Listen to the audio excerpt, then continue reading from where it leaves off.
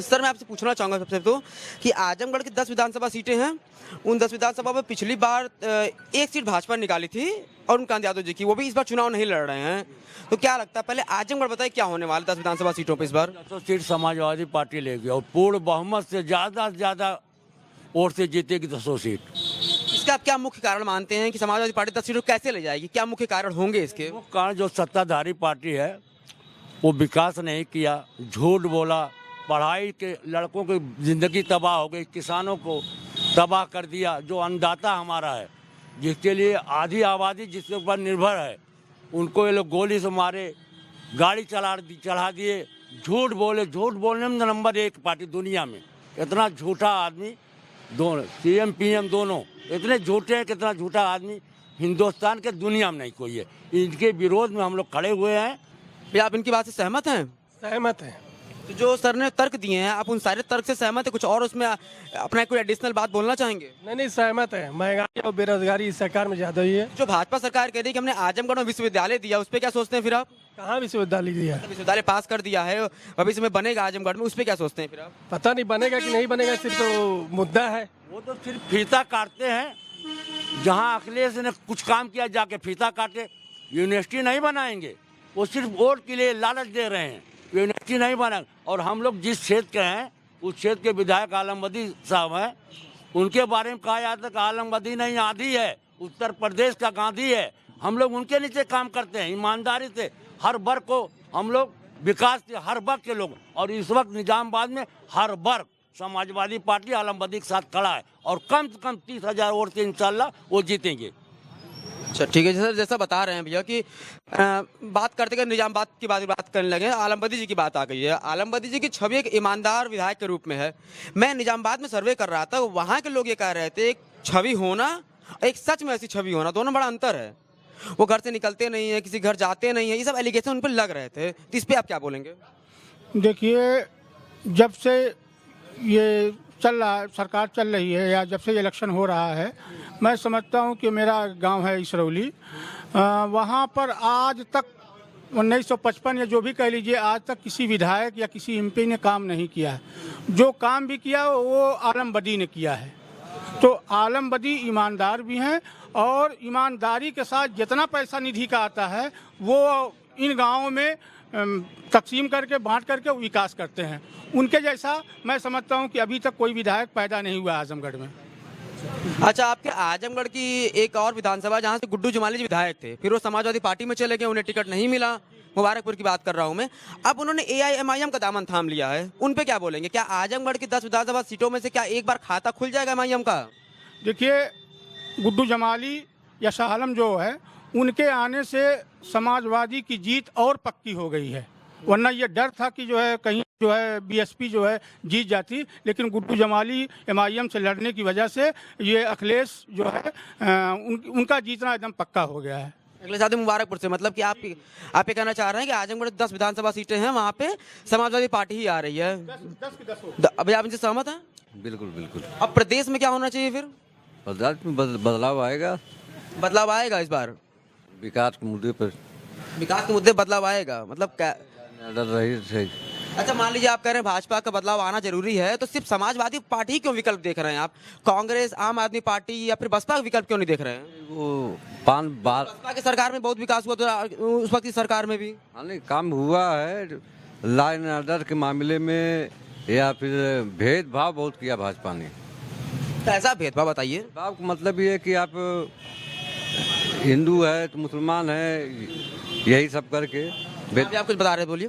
जैसे बीजेपी के जैसे भेदभाव में क्या है कि जिस टाइम जब बीजेपी का वो चल रहा था, टाइम चल रहा था, तो इन्होंने बहुत ज़्यादा मतलब हिंदू मुसलमान यही सब करने का सोचा था। और मतलब किसान का वो आया, किसान का आंदोलन आया, उसके बाद आजकल हिजाब लेके चल रहे हैं इन लोग। मतलब अपने पार्टी को जीतने के लिए जब इन लोग को कोई चीज़ और नहीं मिलती, कुछ चीज़ दिखाने के लिए नहीं मिलता है, तो इन लोग हिंदू मुसलमान करके लोग यही सब चीज़ दिखाते हैं कि अब हम लोग को हिंदू मुसलमान करेंगे तभी हिंदू सब एक साथ खड़े होंगे।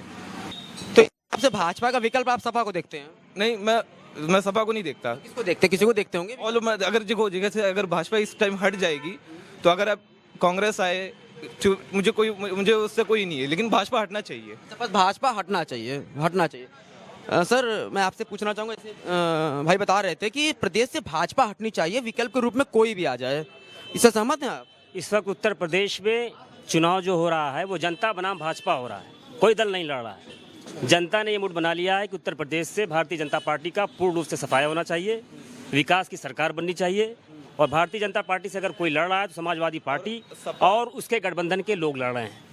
इसलिए मुझे आशा है कि आने वाले 10 मार्च को समाजवादी पार्टी की बहुमत के साथ सरकार बनेगी और उत्तर प्रदेश का विकास होगा, बेरोजगारों की बेरोजगारी दूर होगी, शिक्षा मिलेगी। आप देख रहे हैं स्कूल कॉलेजेस बंद थे 2 साल, क्या हुआ, बच्चों का भविष्य खत्म हो गया, बच्चे भूल गए कि स्कूल कैसा होता है। तो बहुत सारे मुद्दे हैं।